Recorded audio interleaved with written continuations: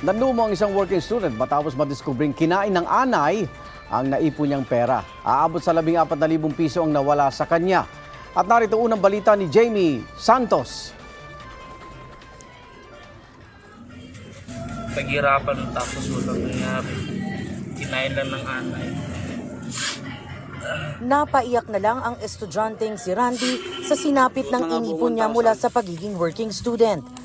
Wala na natira, buo-buo na siya Aabot sa 20,000 pesos ang naitago niya sa alkansyang gawa sa karton at binalutan ng plastik. Mahigit kalahati ang kinain ng anay, katumbas ng 14,000 pesos. Natutulala po ako that time, parang nagbablank po ako. Kaibigan ni Randy ang nakadiskubre sa nangyari. Pagwalis niya, na nasagi ng walis yung alkansya. Pagkasagi ng alkansya, may nagpatak daw. Parang malambot. May naglalabasan na uod. Graduating na si Randy sa kursong Information Technology.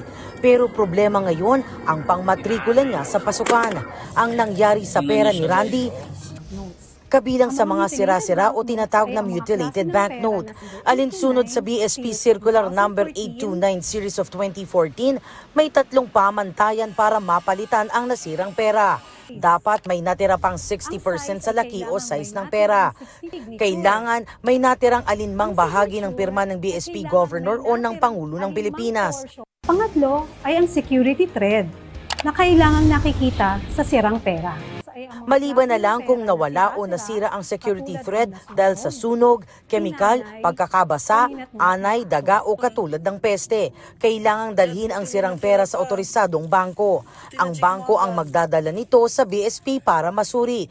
Kung makapasa sa requirements ang nasirang pera, idedeposito ng BSP sa account ang bangko ang kaukulang halaga para maibalik ito sa kanilang kliyente. Ang problema, nagkapira-piraso na ang pera ni Randy at nagmistulang lupa ang iba pa. 6,000 pesos lang ang natira sa kanyang ipon. Dati nang hinihikayat ng BSP ang publiko na ideposito ang ipon sa mga formal account tulad ng bangko, e-money issuers, microfinance institutions at mga kooperatiba. Regulated daw ang mga ito ng BSP at iba pang ahensya, kaya mas mapapangalagaan ang pera kaysa ipunin sa bahay. Simula pa raw noong bata siya, nag-iipon na si Cora. Nasubukan daw niyang gumamit ng alkansya pero itinigil na niya. Kaya ang perang naiipon diretso sa bangko. Nagkakaroon ng anay sa bahay. Pangalawa, minsan yung pera, di ba pagkadating na ng another year, hindi na nagagamit. Kailangan ipapalit mo pa siya sa bangko. Tapos minsan nasisira. Kaya hindi po kayo kumpiyansa na sa mga alkansya Opo, tapos may tendency pa mawala yung alkansya, manakaw. Hindi kagaya sa bangko, safe.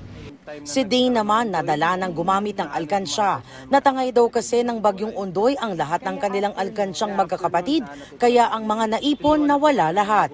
Yung time na nagkaroon ng Ondoy, yung naanod yung mga alkansya namin magkakapatid and then nawala yung pinag-ipunan namin. Kaya after nun, natuto na po kaming, tinuruan na po kami ng magulang namin na gumamit ng bangko. Ito ang unang balita. Jamie Santos para sa GMA Integrated News.